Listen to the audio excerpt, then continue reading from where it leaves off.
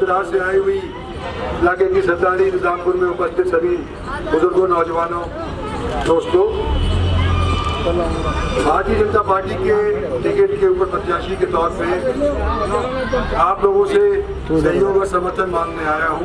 राजा भैया, लोगों से कम आंखें तो चार हो। मैं आज आपके बीच के अंदर आपके अजीज, आपके हमसफर और हिमायती के तौर पे आया हूँ।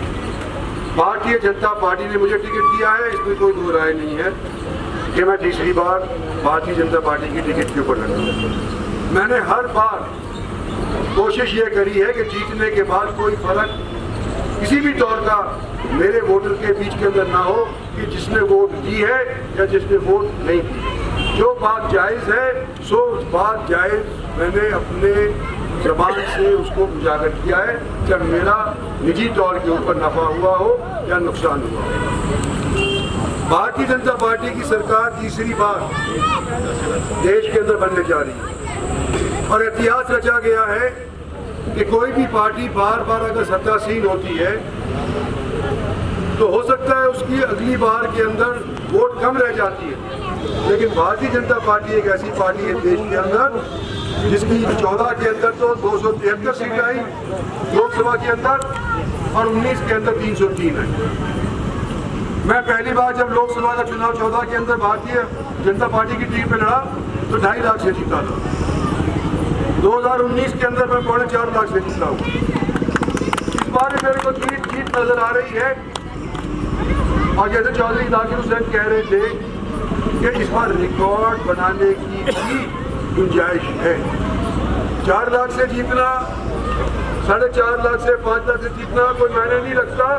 अगर हम देश के अंदर पहले 5-6 सीटों के अंदर जीत अपनी दर्ज करवा देते हैं तो दर्ज करवाने के बाद नाम तो हमारा अकेले मेरा नहीं, आप जिताने वालों का भी होगा। और क्यों कह रहे हैं कि भी हमारे को देश के अंदर सरकार तीसरी बार बनाने के लिए अब अनुमति दो।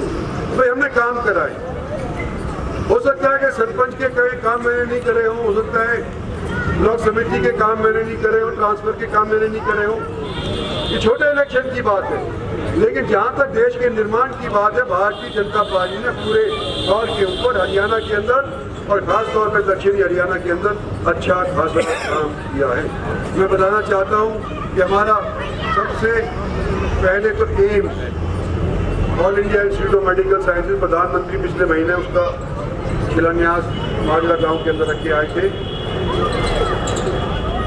यहाँ पर 7,000 के करीब तो स्थायी नौकरी मिलेगी, 12,000 के करीब वहाँ पर अस्थायी नौकरियाँ मिलेंगी और इसके अलावा जो रोजगार वहाँ पे आसपास के लोग होंगे वो करेंगे।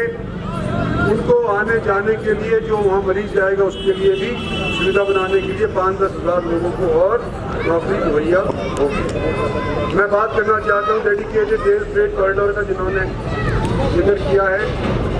RRTS जो पैसेंजर रेल लाइन है इसका प्रावधान आज के दिन हम करने लग रहे हैं। इसी तरह से रीजनल रैपिड ट्रांजिट सिस्टम के बाद रेवाड़ी की बात नहीं करना चाहता, रेवाड़ी दूर होगी आपके लिए, लेकिन नेशनल हाईवेज के लिए मैं कहना चाहता हूँ कि रेवाड़ी से नारनौल मुकम्मल हो गया है। रेवाड़ी पटौदी गुड़गांव का बनने लग रहा है। CGHS रेवाड़ी के अंदर बनने लग रहा है और जो ये ऑर्बिटल रेल कॉरिडोर है 6,000 करोड़ के करीब इसके ऊपर लागत होगी। उसके मार्फत गाँवों के इर्द गिर्द गाँव को भी पैसेंजर रेल से ट्रैवल करने का एक मौका लग जाएगा। ये मोटी मोटी बातें जो हमने आपको बताई हैं कुछ प्रस्तावित है, कुछ हो चुकी है।